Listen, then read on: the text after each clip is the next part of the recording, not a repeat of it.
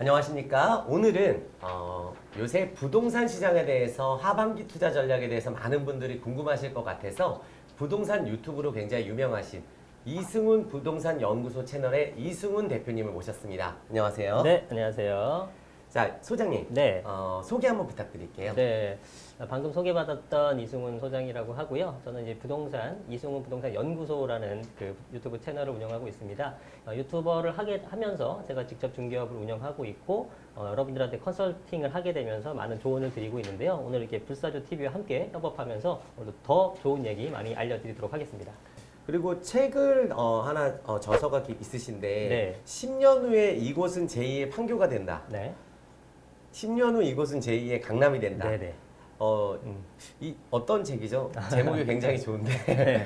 맞아요. 제목이 네. 조금 먹여 살려줬는데, 네네.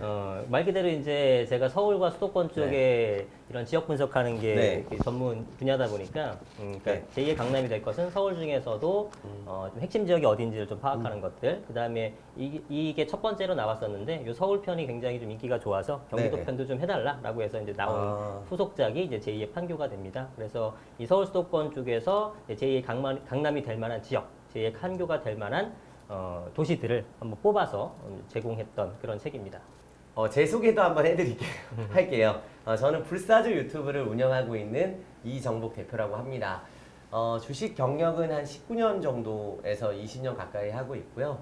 뭐 경제방송 매일경제TV, 뭐 이데일리TV, SBS, 또 머니투데이 다양한 경제방송을 출연하고 있고 불사조 유튜브를 운영하고 있습니다. 주식시장이 앞으로 하반기에 좀 어떻게 될 것인지 또 어떻게 투자하는 게 좀 안전한 것인지 좀 자세하게 한번 말씀드려볼 수 있도록 하겠습니다. 자, 최근에 많은 투자자분들이 주식과 부동산 중에 어떤 거를 투자해야 되는지 많이 궁금해 하시는데 그렇죠. 네. 뭐 저 같은 경우는 주식 전문가이지만 주식도 해야 되고 부동산도 해야 된다고 저는 생각을 하거든요. 네. 아무래도 분산 투자를 해야 된다고 생각하는데 그렇죠. 실질적으로 뭐 주식과 부동산은 우리가 결국 피할 수 없는 관계, 뗄래야 네. 뗄 수 없는 관계이기 때문에 네.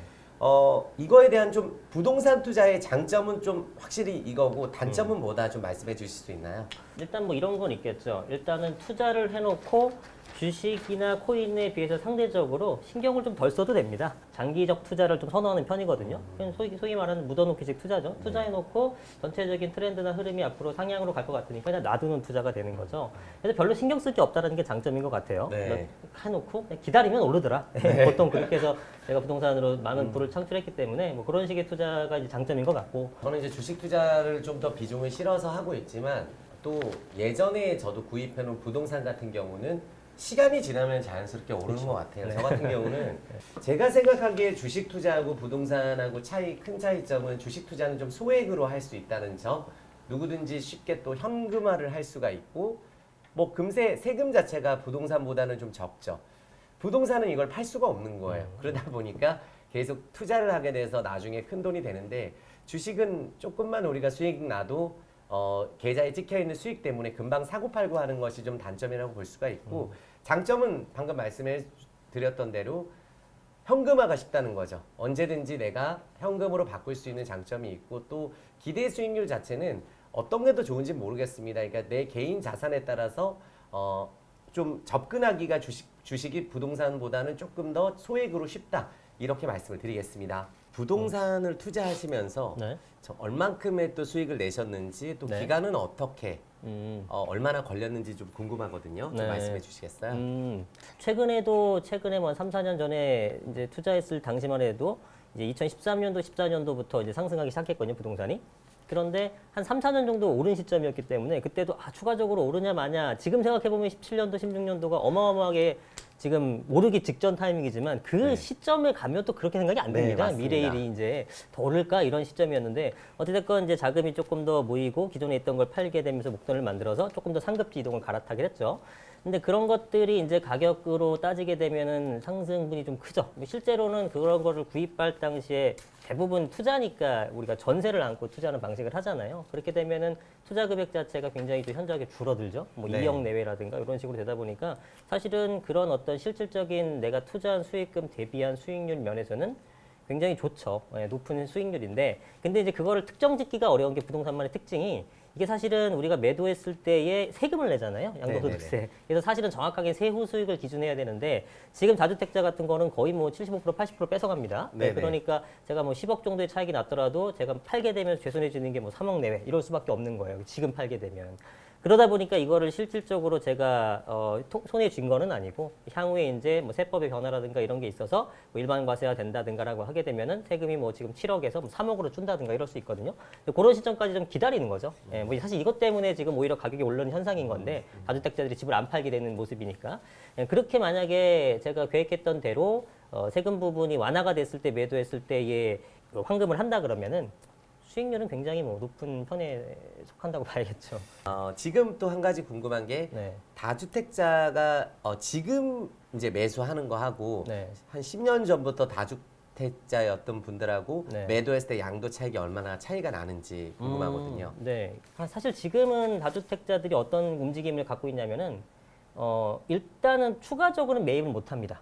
저 같은 경우도 지금 이제 주식 쪽에 많이 관심을 더 두려고 하는 이유는 부동산을 추가 매입을 할 수 있는 상황이 안 돼요. 네네. 네, 왜냐하면 이미 다주택인 상태에서 추가로 매입하게 되면 세금만 뭐 10몇 프로 구입할 때 또 팔 때는 70몇 프로, 80% 이러면은 거의 뭐 남아나는 게 하나도 없는 수준이기 때문에 오른다고 하더라도 죄송해 줄 게 없거든요. 네. 이 환경에서는 추가적인 매입이 안 된다. 근데 네. 이제 현금은 쌓여가면은 사실 그 현금을 지금 값어치가 워낙에 떨어지고 있으니 네. 이거를 뭔가 자산화를 시켜야 되는 거지 현금 그냥 보유하게 되면은 굉장히 불안하잖아요, 오히려. 네네. 네.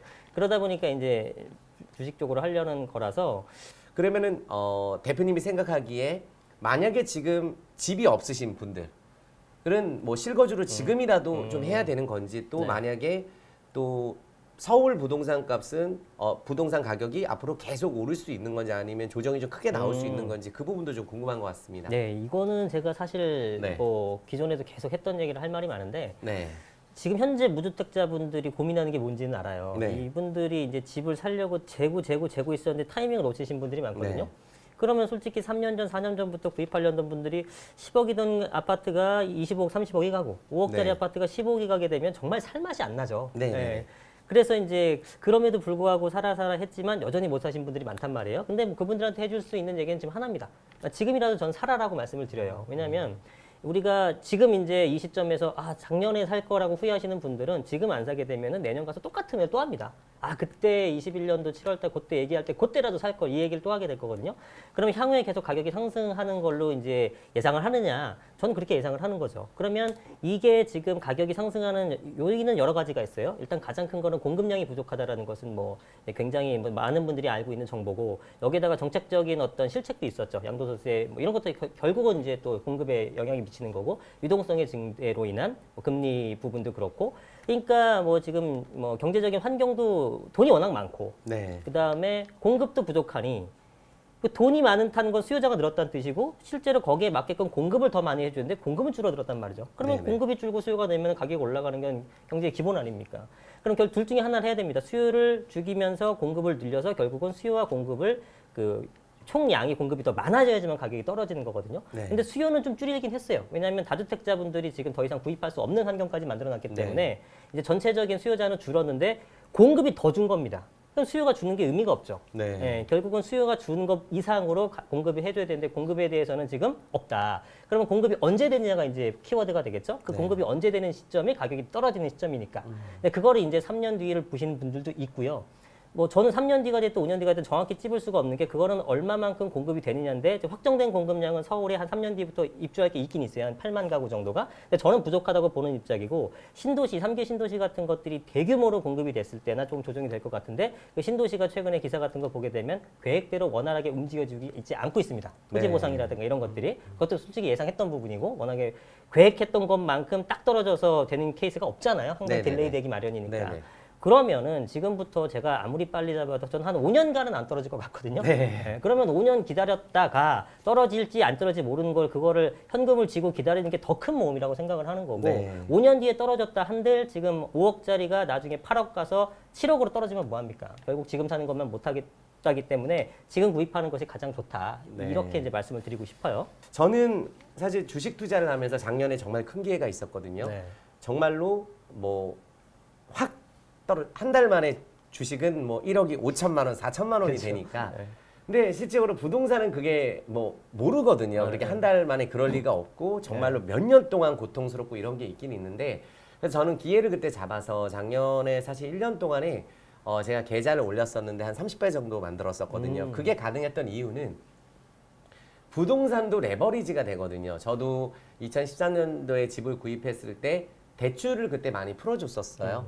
그래서 과감하게 그때 저금리였기 때문에 대출을 일으켜서 실거주 목적으로 집을 구입을 했었는데 주식도 3월 달에 누가 보더라도 우리나라 경제 체력에 봤을 때는 정말 저평가에서도 그 상황에서 우량주들이 뭐 현대차 같은 경우가 6만 원에서 20만 원까지 갔으니까. 근데 8년 전에 20만 원이었어요, 현대차가. 근데 30만 원까지 올랐습니다. 그래서 그런 현대차라든지 주식 투자도 우량주들이 차이점이 있다면 주식은 한 6개월, 1년, 2년 만에 몇 배가 오르는 거고 부동산은 오랜 기간을 통해서 올라가다 보니까 조금 안정적으로 올라가는 그 차이가 있는 것 같습니다. 근데 항상 저도 아쉬움이 있어요. 그러니까 주식에서도 훨씬 더 많이 오르는 종목이 또 있었음에도 불구하고 아쉬움이 있고 신축 아파트가 많이 올랐었던 네, 것 같은데 네. 제가 나이가 그때 어리다 보니까 잘 모르고 주상복합을 구입하는 바람에 저는 부동산에서는 실질적으로 오르기는 올랐죠. 많이 올랐는데 다른 분들이 시기적으로는 가장 쌀 때 들어갔는데 네. 오히려 2017년, 16년에 늦게 들어오신 분들이 더 잘 되셨어요. 배가 아프더라고요. 그때 실거주 위주로 구입하시다 보니까. 네. 근데 저는 실거주로 구입했고 저는 양도 차익도 거의 없는 것 같더라고요. 지금 벌써 보유한 지가 한 8년 정도. 그러면 양도세가 장기 많이 보유- 있나요? 아니죠. 1주택이시니까 네. 지금 이제 또 논의되고 있는 게 12억까지 비과세가 될 걸로 예상되고 그 이후에도 장기 보유 하실 거니까 거의 네. 세금은 뭐 자유롭죠. 네. 네. 자, 그리고 또 이제 많은 분들이 궁금하신 게 주식과 부동산의 체감 수익률이 좀 궁금한데 체감 수익률. 표를 통해서 제가 한번 확인을 해봤어요. 단순한 지표로만 평가하기는 어려운데 실질적으로 코스피 지수가 2005년에 956포인트 그리고 2021년 5월 지금 현재 6월 달이죠. 한 3,200 정도 되고 있습니다. 이 본다면 거의 230% 정도 코스피 지수가 올랐다고 보고 강남 아파트 실거래가가 6억 9천이겠죠. 6억 네. 9천에서 22억 4천. 이것도 사실은 알 수는 없거든요. 근데 현재 한 30% 가까이 되는 걸로 현재 나와 있습니다. 하지만 강북은 더 많이 올랐어요. 강북은 3억짜리 아파트가 뭐 12억 5천. 수익률은 거의 300% 가까이 이렇게 찍혔는데 저는 사실 체감적으로는 부동산 수익률이 더 높다고 많은 분들이 또 생각을 하시고 저도 어쩔 때는 그렇게 생각을 할 때도 있습니다. 위험하지가 않다고 생각하는 분들이 많은데 저도 이제 어느 정도는 부동산은 위기가 아주 큰 위기가 자주 오지 않거든요.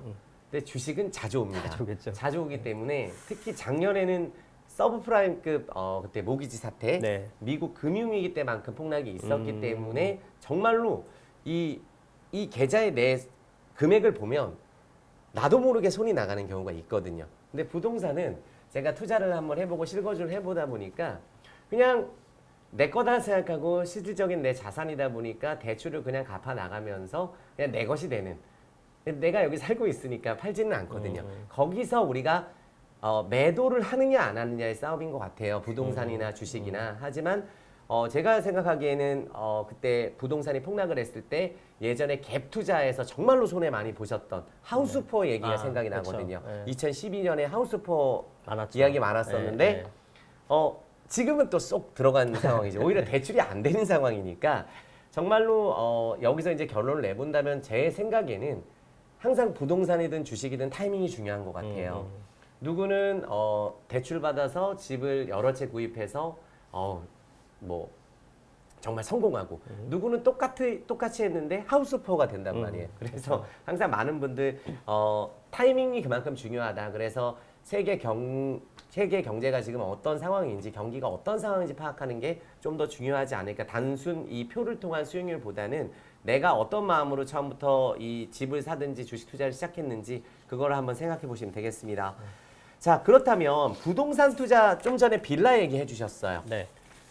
빌라는 최소한의 금액이 어느 정도 필요하고 부동산 초기 자금이 좀 부담이 있다고 생각하시는 분들이 많은데 네. 그거에 대해서 한번 설명을 해주시고 아까 말씀해주신 거는 혹시 또 적은 금액으로 또 레버리지 대출을 일으켜서 하는 그 혹시 투자인지 네. 그것도 좀 궁금하니까 좀 답변 좀 아. 해주시겠어요? 이거는 뭐 대출을 활용하는 것도 있고 그다음에 네. 부동산의 이제 특징이 우리나라만의 특징이죠. 네. 전세제도라는 게 전세제도. 있잖아요. 네. 그래서 전세를 이용하는 어떻게 보면 무이자 레버리지를 네. 하는 거죠.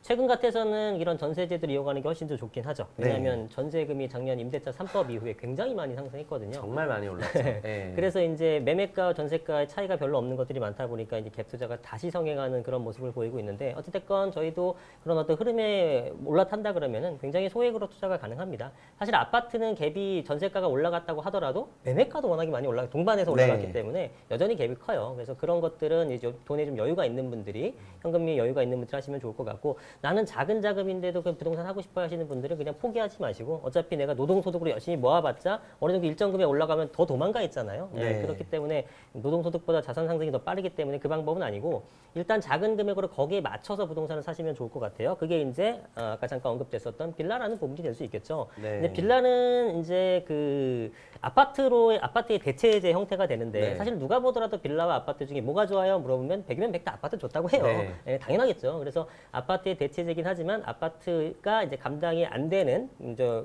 그런 분들이 이제 많이 시장에 형성돼 있다 보니까 가격이 좀 저렴한 건데 대신에 이제 아파트 가격이 서울 같은 경우는 엄청나게 비싸잖아요. 네. 예, 그러니까 서울에 난 직장도 있고 자녀 교육도 서울에 시키고 싶고 서울에 살긴 살아야 되는데 돈이 없어. 그러면 이제 빌라를 찾는 수요가 많아지겠죠. 네. 근데 반면에 지방 같은 경우에는 지방은 아파트 가격도 사실 상대적으로 저렴하고 네. 대출도 잘 나오게 되니까 기왕이면 조금 더 해가지고 빌라가 아니라 아파트를 사겠죠. 그러니까 빌라를 투자할 때는 서울 쪽 위주로 하시는 게 일단 지역적으로는 낫다고 보는 거고요. 네. 그게 실수요가 됐던 투자가 됐던 간에. 그렇게 했을 때 빌라 쪽에 해놓게 되게 되면은 이제 갭이 굉장히 작다라는 네. 점이 장점이 돼가지고 가격이 많이 상승할 수 있고 그런 금액대가 사실은 적게는 뭐 굉장히 적게는 1,000만 원 미만도 있고 합니다. 네. 몇백만 원 갖고 투자할 수 있고 한데 이제 모든 제품이 그렇겠지만 부동산도 강남 아파트가 제일 좋은 거 알지만 제일 비싸고요. 네. 주식도 우량주가 제일 비싼 거잖아요. 네. 그렇다시피 여기서도 금액이 낮아질수록 뭔가를 할 수는 있는데 사실 점점 좋은 부동산은 아니게 되는 거예요. 그러나 전체적으로 부동산이 좋든 나쁘든 가격이 올라가는 시점이 있습니다. 그런 뭐 지금 같은 시점이겠죠. 너나 할 것 없이 더 오르냐 덜 오르냐 싸움이지 떨어지는 게 없는 시점. 이럴 때는 적은 금액으로 그런 거라도 구입해서 이제 자산 상승에 같이 올라타는 형태가 좋을 것 같아요. 그래서 시기적으로 사야 될 때와 안 사야 될 때는 있지만 작은 금액으로도 얼마든지 할 수 있기 때문에 뭐 소액으로도 할 수 있고 그리고 이제 그런 걸 통해서 가격이 올라가게 되면은 내가 그동안 또 모은 것과 이런 걸 또 갈아타게 하면서 상급지로 이동할 수 있는 그런 기회를 제공할 수 있는 발판을 그 디딤돌을 할 수 있는 네. 그런 부동산들이 있기 때문에 그런 것들은 참 잘 그 공부를 하셨다가 투자하시면 좋을 것 같습니다. 말씀 들어보니까 저는 친구 생각이 나거든요. 네. 여기서도 주식하고 공통점이 있는 것 같아요. 저 같은 경우는 예전에 친구 같은 경우는 실질적인 시드머니가 1,000, 2,000밖에 없었음에도 불구하고 심지어 서울이나 5천만 원 있는 친구도 있었지만 지방의 부동산을 투자해서 실질적으로 레버리지가 일으켜져서 수익이 굉장히 많이 났어요. 그래서 목돈을 만들었거든요. 네. 그것도 저는 능력이라고 생각을 하고 주식에서도 우리가 삼성전자, 현대차, 대형주만 있는 게 아니거든요. 현대차나 삼성전자에 납품하는 중소형 업체들은 삼성전자가 2배 오르기는 어렵지만 납품하는 회사 또 예를 들어서 뭐 2차전지, 뭐 삼성 SDI 납품하는 회사들은 실질적으로 2배 오르는 동안 그런 중소형주는 10배가 오르는 경우도 있어요. 그러니까 내가 가진 시드머니에 따라서 투자를 포기하지 않아도 된다. 저는 이 생각이 저도 드는 것 같습니다. 내가 적으면 적은 대로 투자할 수 있는 상품이 부동산이든 주식이든 분명히 있다고 그렇죠. 생각이 들고요. 네. 주식 투자의 사실 시드 금액은 의미가 없다고 저는 생각이 드는 게 어떤 분들은 우리가 삼성전자를 한 주부터 사시는 분들도 계시고 10주 사시는 분도 계시고 매달 한 주 사는 분도 있고 매일 한 주 사시는 분도 있고 어떤 분들은 목돈 만들어서 그냥 한 번에 우량주 몇 개를 사고 기다리는 사실 적립식으로 투자를 해도 결국 목돈이 생기면 그때의 시점이 중요하거든요. 우리가 굉장히 쉽게 말씀드릴 수 있는 게 적립식으로 투자해라 라고 하지만 실질적으로 내 돈이 크게 들어간 시점에 코스피 지수가 올라가는지 주식시장이 화랑인지 아닌지가 더 중요한 것 같아요. 그래서 하지만 접근하기에는 주식이 아무래도 소액 투자가 가능하다 보니까 현재 주식 투자하시는 주식 투자 인구가 1,000만 시대가 됐어요. 정말 주위 분들 정말 많이 주식 투자 하시거든요. 네. 그래서 하지만 부동산은 또 그거와 다르게 더 규모가 더 크기 때문에 저는 장단점이 있다고 저는 생각을 합니다. 저는 개인적으로 좀 궁금한 게 네. 만약에 주식에서 주식하고 부동산 좀 다른데 네. 부동산에서 만약에 내가 한 1억 정도를 모았다고 생각을 하고 네. 그러면 아까 말씀해 주신 대로 빌라도 있고 네.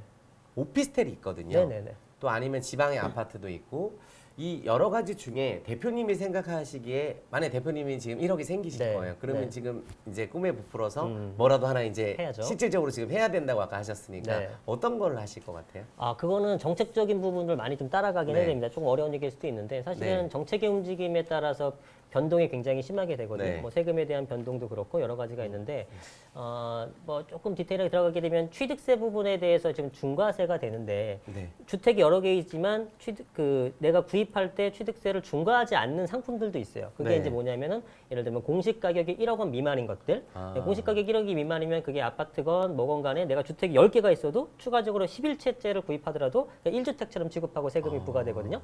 그러니까 이런 것들이 초기 단계에서는 몰랐어요, 사람들이 잘. 지금은 이제 많이 알아서 너도 네. 나도 사러 다니는데 네. 이제 그런 것들을 미리 우리가 공부해서 알고 있다 그러면은 그런 걸 사러 가는 거죠. 그러면은 그걸 사놓게 되면은 이제 뒤이어서 정보가 퍼지게 되면서 많은 사람들이 수요자라 몰리게 되면서 가격이 급등을 하거든요. 근데 그런 게 사실은 1억 미만짜리면 얼마나 작은 상품이겠어요. 네. 아니면 입지가 좋지 않은 것들. 네. 그러니까 가격도 싸고 투자할 때 굉장히 적게 들어갑니다. 실제로 네. 500만 원, 800만 원, 1000만 원짜리 지방 아파트가 많았거든요. 그런 것들이 이제 3천만 원, 4천만 원, 5천만 원까지 순식간에 몇 달 만에 올라버리니까 뭐 800, 1000 투자해갖고 4천, 5천 벌게 되면 몇 개월 만에 그 수익률이 대단한 거 아니겠습니까? 네. 그러니까 그런 식으로 어떤 정부의 정부의 정책 흐름이나 이런 것들을 이제 주시하다 보면은 이제 좀 파악되는 것들이 있어요. 뭐 그런 식으로 이제 투자를 하시는 게 좋을 것 같아요. 네. 자, 그러면은 우리가 자산 규모별 투자 방법에 대해서 좀 질문을 한번 드려보겠는데요. 네. 우리가 성공적인 투자를 위해서 자산이 늘어나고 하면 각 투자 금액별마다 투자법이 다 다를 것 같거든요. 그렇죠. 네. 그래서 투자 금액별로 주식 투자와 부동산 투자 방법, 그 자산에 대한 투자 비율의 차이가 필요하다면 좀 전에 제가 질문했던 부분에서 네. 우리가 1억이란 돈이 이제 내가 생겼고 네. 그러면 내가 거기서 돈을 더 모아서 2억까지 해서 집을 구입을 해서 좀 좀 레버리지를 일으켜서 구입을 하는 게 맞는지 네. 아니면 그 1억에서 뭔가 상품을 찾아서 해야 되는 게 맞는지 네. 지금은 1가구 1주택이다 보니까 네. 한 번의 기회밖에 사실 네. 없거든요. 아니면 네. 오피스텔이라도 구입을 해서 네. 월세라도 받게끔 받아야 우리가 되죠. 지방에 네. 좀 금액이 작은 것도 있고 하니까 실질적으로 많은 젊은 분들이 또 이 영상을 시청하실 테니까 좀 투자 방법에 대해서 좀 얘기해 주실 수 있나요? 예, 일단 먼저 말씀하셨던 거 1억이 갖고 있는 상태인데 네. 내가 좀 더 모아서 2억이 되게 되면은 좀 더 좋은 상품을 살 수 있으니까 그렇게 네. 모으는 방법이 좋느냐를 할 때는 네. 대부분의 분들한테는 좋지 않습니다. 왜냐하면은 1억에서 2억으로 모아서 사면은 좋긴 좋죠. 네. 근데 1억에서 2억이 되면 1억을 더 모아야 되는데 대부분의 분들이 1억 모으려면 네.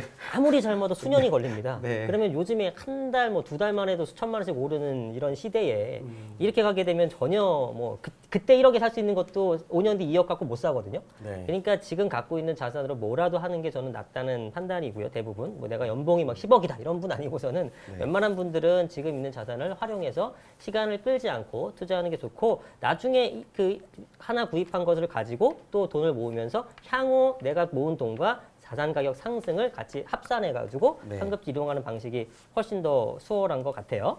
그럼 투자 비율 같은 것들도 이거는 아까 제가 첫 번째 말씀드렸던 거와 비슷한 것 같아요. 자기 성향에 따라서 이제 네. 투자를 이제 좀 선호하는 것도 있잖아요. 그래서 우리나라도 공격적인 투자다 보니까 코인에 이제 엄청나게 네. 지금 자금이 몰려 있긴 한데 네. 그거는 이제 비중 자체를 너무 많이 하게 되면은 위험하죠. 요즘에 뭐 벼락 부자도 많지만 사실은 벼락 거지라는 표현도 생겨버렸잖아요. 네네. 그런 것들이 이제 아무것도 안 해서 벼락 거지 된 분도 있지만 뭐 실제로 자산을 많이 이렇게 올라가서 부자가 된 이면에는 굉장히 돈을 잃은 분도 많거든요. 이게 드러나 있지 않지만. 그래서 포트폴리오 비율상 그렇게 고위험군, 뭐 그 하이 리스크 하이 리턴이지만 그런 것들은 굉장히 좀 적게 하셔야 될 거고 당연히. 저 같은 경우는 꼭 이 말씀을 좀 드리고 싶습니다. 우리가 부동산하고 주식하고 또 우리가 젊은 세대 지금 사다리가 없는 그런 상황에서 500이든 500만 원, 1000만 원 갖고 투자하시는 분들은 한번 과감하게 회전율을 한번 높여보라고 말씀드리고 싶어요. 심지어 부동산도 적은 시드머니 갖고는 자주 또 갈아타는 분들이 계시거든요. 근데 아무래도 지금은 양도소득세 때문에 좀 더 그게 어려울 수는 있지만 주식 투자는 세금 자체가 아직은 굉장히 적고 또 우리나라가 아직까지는 큰 자산이 아닌 이상은 세금이 좀 적거든요. 그렇죠. 근데 저 같은 경우도 작년에 그 10배를 만든 자산 자체가 4천만 원에서 2,900만 원까지 떨어졌어요. 떨어졌다 그게 10배 이상 올라가는 게 금방 올라가는 건데 저는 오히려 이렇게 생각해요. 저는 지금 현재 주식 투자 비중이 굉장히 큰데 계속 모아가는 거죠. 내가 좋아하는 종목, 근데 그 모으는 종목을 어떤 거를 선택을 하느냐. 뭐 현대차도 있고, 뭐 배당주도 있고, 또 현대차 납품하는 중소형주도 있고, 현대차와 관련된 2차 전지도 있고, 정말 뭐 삼성전자 관련주도 너무나 많거든요. 근데 젊은 분들한테 꼭 말씀드리고 싶은 게, 그래도 우리가 흑수저하고 금수저가 있는데, 금수저 분들은 원래 내 돈이 10억이 이미 있으면 우리가 월세만 받아도 5천만 원을 가져가거든요. 그쵸. 근데 지금 내가 뭐 1,000만 원이 있다.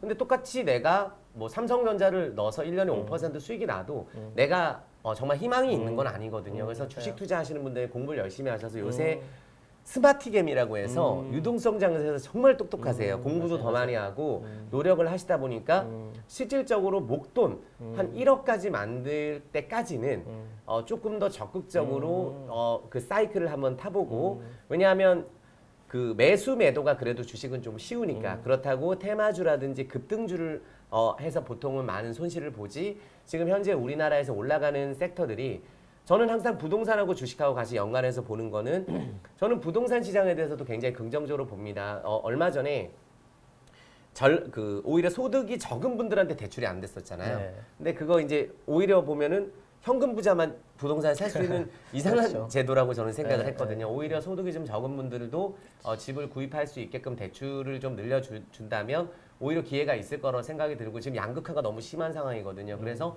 부동산도 무조건 주식 투자도 하면서 이건 무조건 떨어진다, 폭락한다. 언젠가는 맞을 수가 있거든요. 근데 1년 동안에 폭락하는 시점이 매우 적어요. 그렇죠. 그걸 맞추는 것보다는 다른 분들하고 똑같이 이건 무조건 떨어져 언젠가 맞을 수 있지만 그 사이에 부동산도 많이 올라가고 그 사이에 주식도 많이 올라가거든요. 그래서 정말로 지금 코스피나 코스닥 시장에 저평가된 종목들이 너무 많아요. 네. 너무 많기 때문에 정말 주식 투자를 약간의 부동산 투자하는 마음만 접목을 시키면 주식 투자는 손해를 보기가 매우 어려운 게 또 주식 투자라고 생각을 합니다. 하지만 우리가 당장 1억을 매수를 하고 다음날에 5% 떨어지는 거는 부동산은 안 보이거든요. 근데 주식은 보입니다. 그러면 이제 팔아버리고 끝내고 이렇게 해서는 주식으로도 큰 부자가 될 수가 없듯이 주식 시장은 지금 몇십 년째 오르고 있고 부동산은 지금 계속 오르고 있거든요. 뭐 50년째 오르고 있는 60년째 오르고 있는데 그러한 시장에서 내가 주식 투자든 부동산 투자든 어느 시점에 들어가서 수익을 볼지를 생각을 해야지 이거는 이제부터 떨어져. 끝. 주식도 그렇게 생각하면 안 되고 부동산도 그렇게 하면 안 된다고 생각을 합니다. 그래서 자산 규모가 좀 적으신 분들, 특히 젊은 분들은 공부도 열심히 하셔가지고 저도 처음에는 다 잃었었어요. 네. 500만 원 갖고 그때는 정보도 없었거든요. 그렇죠. 근데 지금 같은 경우는 조금만 내가 공부를 하더라도 지금 뭐 이수근 대표님 부동산 채널 운영하시고 계신데 거기만 가서 보더라도 우리가 안 보는 것보다 훨씬 더 많은 공부가 되거든요. 예전만 하더라도 우리가 뭐 신문 찾아보고 뉴스 찾아보고 이래야 됐지만 지금은 정말로 우리가 비밀이 없는 세상이라고 저는 생각하기 때문에 정말 부동산이든 주식이든 뗄래야 뗄 수가 없는 또 자산 가치는 끝없이 올라가는 게 저는 맞다고 생각이 들거든요. 그러니까 결국 시간 지나가면 올라가니까 과감하게 도전을 했으면 좋겠습니다. 우리 하반기에 지금 부동산 같은 경우도 정책이 계속 지금 변하고 있잖아요. 그렇죠. 네. 대표님이 보시기에 하반기에 우리가 주목을 해야 되는 부동산 정책 그리고 우리가 그 정책을 통해서 또 지금 무주택자이신 분들 같은 경우에 어떤 뭐 기회를 잡을 수 있는 뭐 그런 것들이 좀 있는지 네. 하반기 투자 전략에 대해서 한번 궁금하거든요.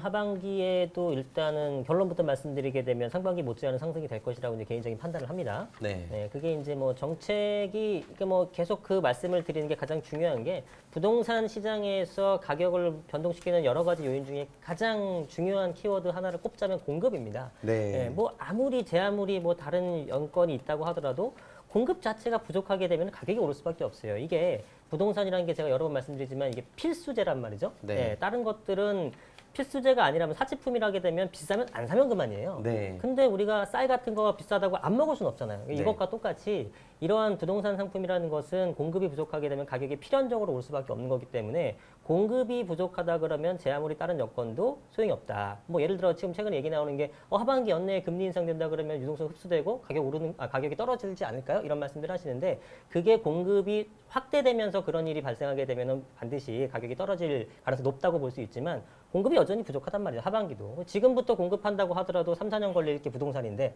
공장에서 뚝딱 만들어지는 게 아니잖아요. 땅 파고 짓고 하게 되면 빨라야 3, 4년인데 그럼 제가 그 기간 동안에 당분간은 공급이 없고 그러면은 다른 여러 가지 요소들 예를 들어 금리 인상 등 포함해서 그런 걸 해봤자 제가 볼 때는 가격이 상승하는 요인이 하락하는 요인보다 훨씬 지배적이다. 예, 그래서 하반기 내년까지도 가격이 계속 올라갈 것은 거의 제 느낌엔 확실해 보이기 때문에 뭐 무주택자분들이나 이런 분들은 내가 갖고 있는 자금을 최대한 활용해서 부동산 쪽을 매수하시는 것을 좀 권해드립니다.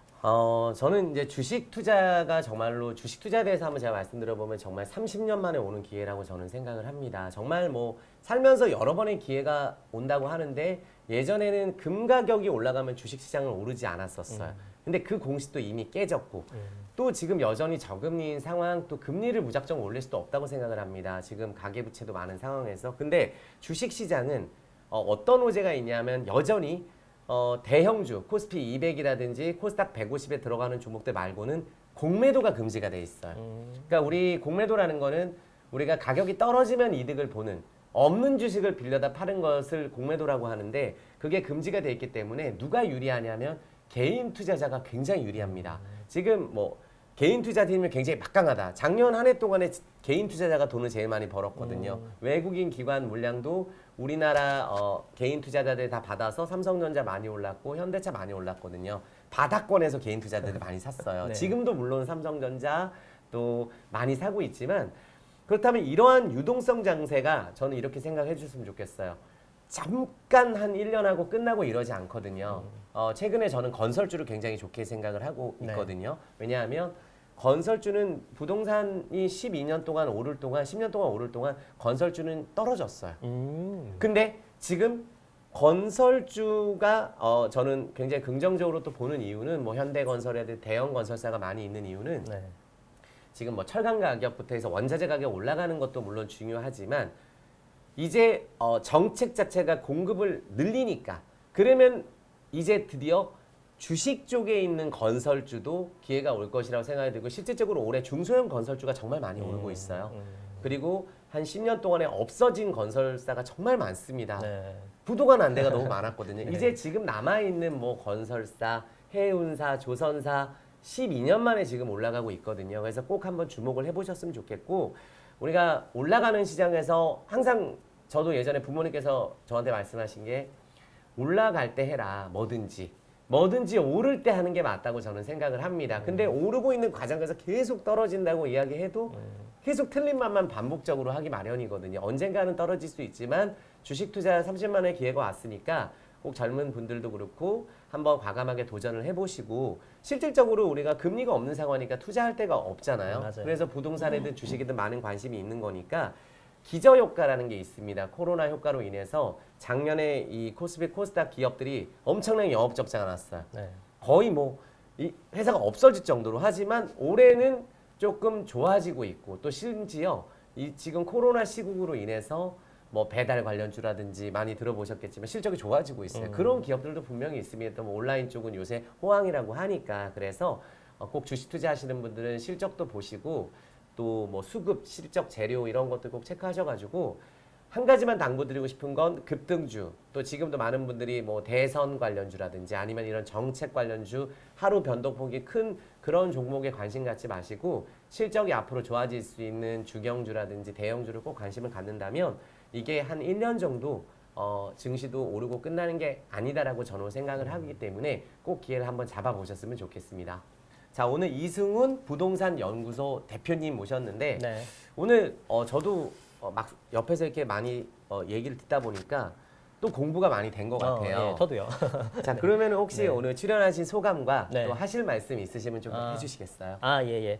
오늘 그 대표님과 뭐 네. 이거 주식과 부동산에 관련된 얘기를 나누면서 네. 뭐 저도 주식에 굉장히 좀 관심이 쌓여가고 있는 이제 네. 주리인으로서 굉장히 네. 많은 것을 느끼고 배웠고 주식과 부동산은 정말 뭐 다른 듯하면서 굉장히 어떤 우리나라의 어떤 투자 자산의 양대 산맥이라고 할 수 있는 거죠. 그래서 그런 부분에 있어서 조금 더 부동산 투자에도 주식 투자하는 게 도움이 될 것 같고 주식 투자하는데도 부동산 투자하는 데 도움이 될 것 같기 때문에 양쪽을 다 공부를 해보면서 이제 앞으로 투자를 더 늘려 나가야겠다 이런 어떤 다짐을 좀 해보게 되고요.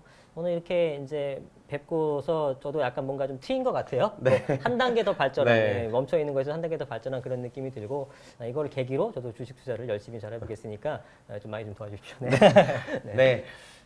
저 같은 경우도 이렇게 말씀드리고 싶어요. 저는 항상 생각이 열려 있어야 된다고 생각을 합니다. 뭐 주식하는 정말 주식 열심히 하시는 분들 부동산 또 안 하시거든요. 한쪽에만 집중하시고. 근데 우리가 분산 투자라는 게 꼭 뭐 부동산에서도 분산 투자 있지만 내 자산을 효율적으로 분산 투자하는 게 맞다고 생각이 들거든요. 그래서 저는 항상 주식 투자를 정말 열심히 하면서도 부동산 쪽에도 항상 관심이 많아요. 그렇죠. 내가 자산 자체를 한쪽으로 치게 되면 뭐 우리가 항상 리스크가 있기 마련이니까 맞아요. 그러니까 항상 저도 공부를 좀 많이 해서 부동산을 통해서도 또 성공하고 싶거든요. 네, 네, 그래서 그러셔야죠. 앞으로 저희 네. 그 불사조 채널에도 많이 출연을 아, 해주셔서 예, 예, 물론이죠. 저희 구독자분들께 또 좋은 정보가 있으시면 말씀해 주셨으면 네, 네, 감사하겠습니다. 알겠습니다. 자, 오늘 출연해 주셔서 네. 너무 감사드립니다. 네, 고맙습니다. 감사합니다.